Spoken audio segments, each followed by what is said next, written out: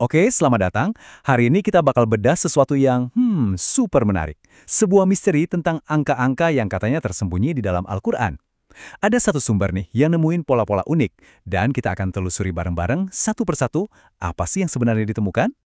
Coba deh, pernah kepikiran nggak ya, apakah teks-teks kuno itu sebetulnya menyimpan semacam kode matematis? Ide ini kan, wah, bikin penasaran banget ya. Rasanya kayak ada pesan rahasia yang nunggu buat dipecahkan. Nah, yuk kita coba intip, kira-kira ada jejaknya nggak di sini? Oke, kita mulai dari yang paling dasar dulu ya. Petunjuk pertama kita itu datang dari hitungan ayat. Gampang kan? Nah, sumber yang kita bahas ini menyoroti dua surah yang posisinya itu berurutan, sebelahan persis. Coba kita lihat angkanya.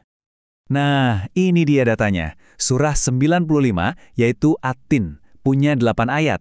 Terus, surah 96, Al-Alaq, punya 19 ayat. Kalau dilihat satu-satu sih, ya angka 8 dan 19 kayaknya biasa aja ya. Tapi, coba deh, gimana kalau kita gabungin kedua angka ini? Yap, sesederhana ini. 8 ditambah 19. Perhitungan simpel. Tapi justru dari sinilah investigasi numerik ini berawal. Dan hasilnya 27. Oke, catat ya angka ini. Angka 27. Ini petunjuk pertama kita. Oke, jadi kita udah dapat angka 27. Sip. Sekarang investigasinya pindah nih. Bukan lagi soal jumlah ayat, tapi sekarang kita lihat ke nomor halaman. Petunjuk kedua kita ada di sana. Oke, jadi gini. Di halaman 597 itu ada surah Al-Qadr yang punya 5 ayat. Nah, yang jadi fokus di sini adalah halaman berikutnya, halaman 598. Sumbernya bilang, di halaman ini ada sebuah catatan perhitungan. Kayaknya sih berhubungan sama surah yang ada di halaman sebelumnya itu. Yuk kita lihat hitungannya kayak apa. Nah, ini dia perhitungannya, 598 ditambah 6. Tapi, ada yang unik nih. Sumbernya sendiri bilang kalau ada kemungkinan salah ketik di perhitungan aslinya. Jadi, yuk kita coba benerin dulu biar kita dapat hasil yang akurat. Gampang aja kok. Kita mulai dari angka halaman 598, terus kita tambahin 6. Hasilnya adalah 604. Oke, sekarang kita udah punya dua angka nih. 27 dari jumlah ayat tadi, dan 604 dari perhitungan halaman ini. Tapi percaya deh, petunjuk yang paling wah justru baru akan kita lihat sebentar lagi. Nah, ini dia bagian yang paling bikin penasaran menurut saya. Angka berikutnya ini jadi pusat dari seluruh penelusuran numerik ini. Inilah kunci yang katanya membuka pola utamanya.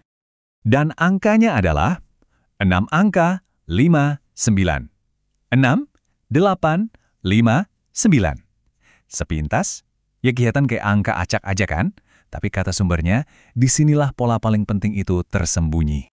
Jadi, apa istimewanya angka ini? Hubungannya apa?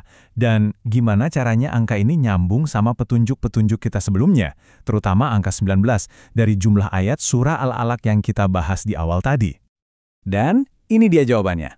Ternyata 6859 itu adalah 19 dikali 19 dikali 19 lagi, atau 19 pangkat 3. Ingat kan angka 19? Itu jumlah ayat surah ke-96 yang kita lihat di paling awal. Angka yang sama muncul lagi di sini, tapi dalam bentuk perhitungan yang matematis banget. Nah, inilah pola utama yang diungkap oleh sumber tersebut. Oke, jadi sekarang kita udah kumpulin semua kepingan puzzle-nya nih. Ada angka 27, ada 604, dan puncaknya ada 19 pangkat 3. Pertanyaannya sekarang, terus apa artinya semua ini? Menurut sumber yang kita bedah ini, kesimpulannya apa sih? Yuk, kita rekap dulu biar jelas. Pertama, gabungan ayat dari dua surah yang hasilnya 27. Kedua, perhitungan halaman yang jadi 604. Dan yang ketiga, yang jadi puncaknya, angka hasil perpangkatan 3 dari 19. Jadi balik lagi ke pertanyaan tadi, apa maknanya? Nah, ini dia poin kuncinya. Dan ini penting banget, karena ini datang langsung dari sumbernya sendiri. Setelah memaparkan semua angka ini, si sumber ini menyimpulkan kalau pola-pola ini sebetulnya lebih ke arah fakta unik atau rasa ingin tahu saja, dan bukan sesuatu yang punya makna teologis langsung. Jadi, apa sih yang bisa kita bawa pulang dari penelusuran ini? Pertama, ya, pola angka itu bisa aja ditemui di banyak teks. Kedua, di kasus ini sumbernya dari hitungan ayat dan nomor halaman. Ketiga, angka 19 jadi semacam benang merahnya di sini ya.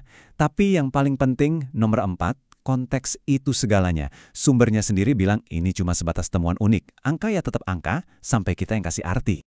Dan ini membawa kita ke satu pemikiran penutup.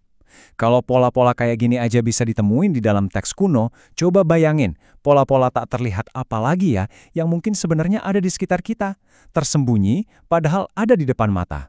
Jadi, ya, jangan berhenti penasaran ya.